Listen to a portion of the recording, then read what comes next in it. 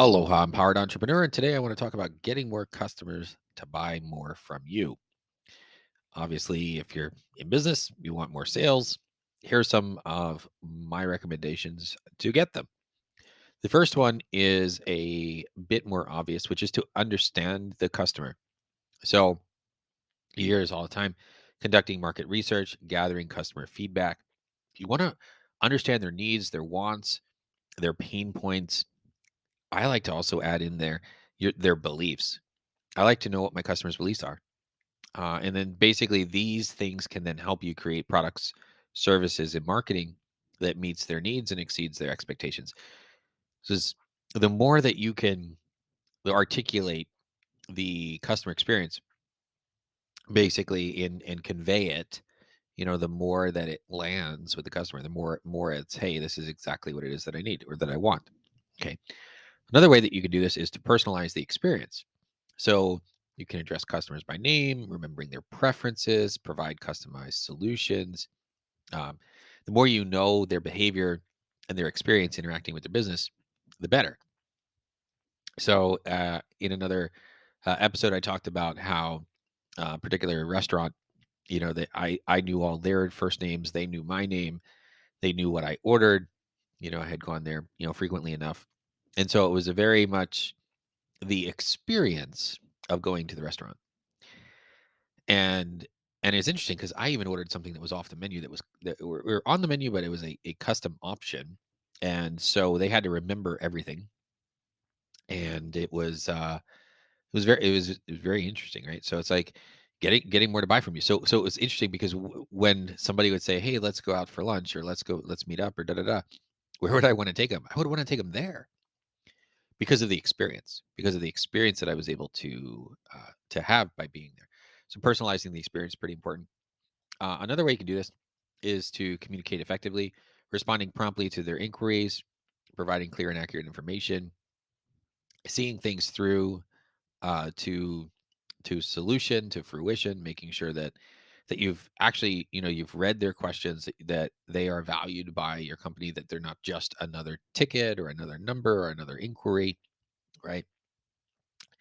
uh Doing something that demonstrates, like, I had a couple different experiences recently, right? One where the company still hasn't solved the problem, and I pay them a ton of money every month.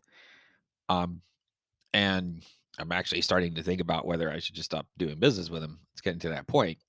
And the another company, I asked them for a status on something because the shipping carrier website, it showed no information on one of the packages, and by the time the company responded, which was I think the next day, the carrier website had updated. So it was a two-part shipment. It was one order that was in two parts, and it showed the first box, was on its way, expected delivery, whatever, and the second box was just not in the system. So I'm like, so I emailed them and I'm like, hey, it's one order.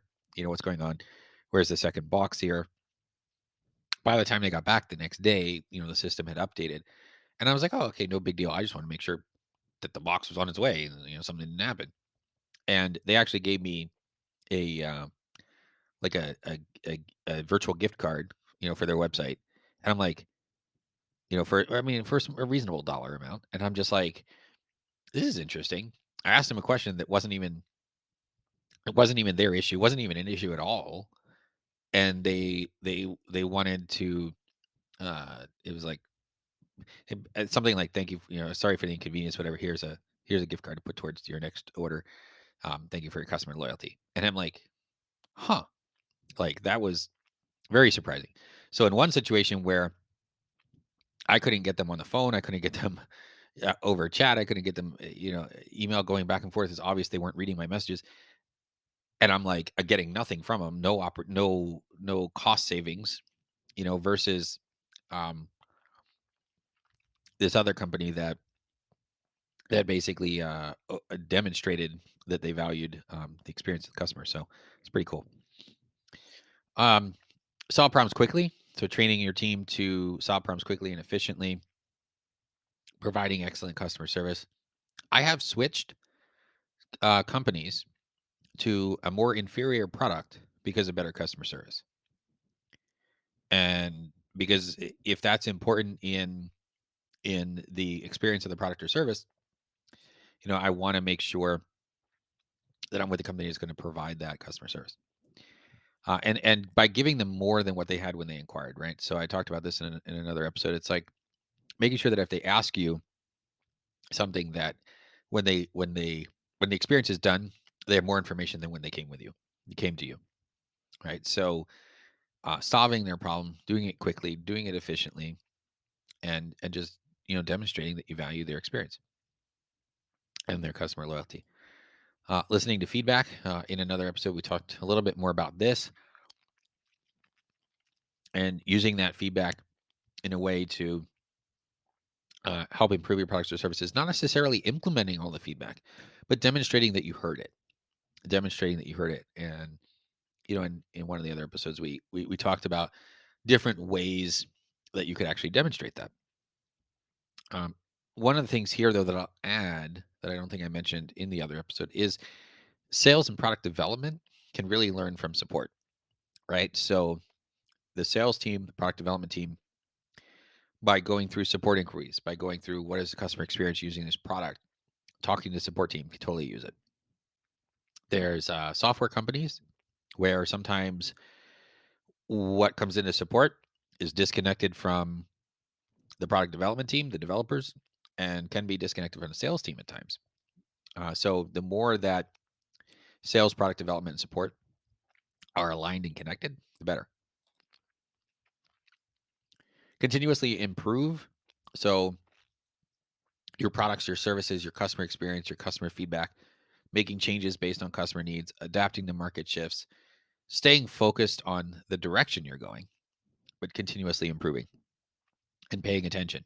Um, this is a portion of the classic blockbuster, story, right? So it's you know, Blockbuster wouldn't they didn't want to deviate from their supposed working business model, and then Netflix came out, and I believe even Netflix offered to sell to Blockbuster, meaning to give their business to Blockbuster through a purchase, through an acquisition, and Blockbuster turned it down. If I recall, I'm pretty sure that happened.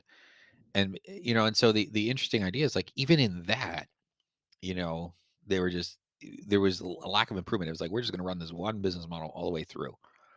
The technology was changing, the business model was changing, the customer needs were changing, the customer experience desires were changing, and Blockbuster was oblivious to all of that. So being aware of all of these things and then continuously improving, shifting, adapting, is important. There are companies that I bought physical products from that were like courses in the mail that now put those courses online.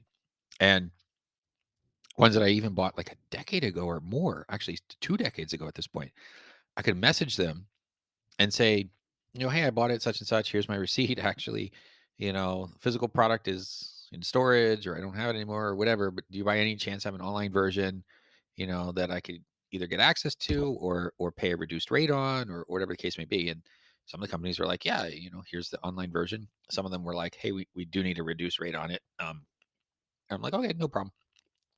So, but at least they had those options and they demonstrated that they would continuously improve. Another thing you do is show appreciation. So offering incentives, discounts, rewards for their loyalty. What I like to do sometimes is, especially if they bought like a high ticket offer, there's something I can send them in the mail that's directly related to the high ticket offer. It's going to help them consume the high ticket offer better, something like that. And they get this surprise in the mail that's simple, but it's something they weren't expecting, and it's nice, and they enjoy it. And it's my appreciation. And then usually, if I do that, I actually put a handwritten note too, right? So I'll put an actual handwritten note to demonstrate my personal appreciation. And then being accessible. So we talked about this in another episode at one point, which is just making sure that there are ways for them to be able to contact your company to get the help that they need, right? So really, one of the greatest ways to get people, if I were to summarize this, to get people to buy more from you is to just pay attention to the customer experience, and the customer loyalty, customer experience. like in other episodes, I think we've talked about the idea that I try not to give better offers to newer customers, right? I always want my most loyal customers to have the best deal, right? And so the video on how to increase your price while maintaining customer subscriptions, customer loyalty, talk a bit about how to do that. Because you never like I will watch companies and I will watch their existing customer base go, well, what are we getting if this is now your new acquisition offer? Because companies will keep making the acquisition offer better, and they don't give the customers anything as a result. And I'm like, that's crazy. So it just what it does is it may not ruin the business, but it pokes holes in the customer's experience of the company. And the more holes you have, the more likely a leak, and then they just leave. And it's like, well, it wasn't one thing that got them to leave. It was that you just didn't treat customers right. Right. So customer experience is huge. And during the sales process, even more so. And so what I like to do is I always consider the pre-sales process or before I gave a company money where I'm going to get the best experience. And if I don't enjoy that experience, then I generally don't come on board with them, right? Because that is where they put their best people. It's like generally and then the other thing I do is now for software purchases, or websites that provide services like software, I go into documentation and I actually see if what I want to do with this thing is there, documented step by step.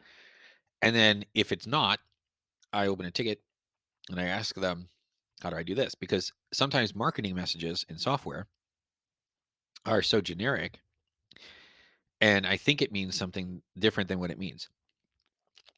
So if I can't find the exact way to do it in the documentation, then I'll actually ask them before I buy. Right. So this wasn't always the case, and these are just things I've learned over the years because of the customer experience. Because how they treat me in that pre-sales conversation is going to give me a really good indication of the experience of working with them. So again, so basically, um, you really can't overdo focusing on the customer. It is an art and a science in terms of what do you implement? When do you implement it? How do you implement it? Right. The implementation of it. That's why I like working with people one on one, because we can talk about those nuances that are unique for the individual business. Yeah, and yeah, if that's something that you want to talk about, contact me at tomtenangley.com. No problem, and we can go from there. But anyway, if you do have any questions or comments about this, please put them below. If you like this video and would like to see more like it, please subscribe. And as always, aloha, ahui ho. I'll talk with you again soon. Take care.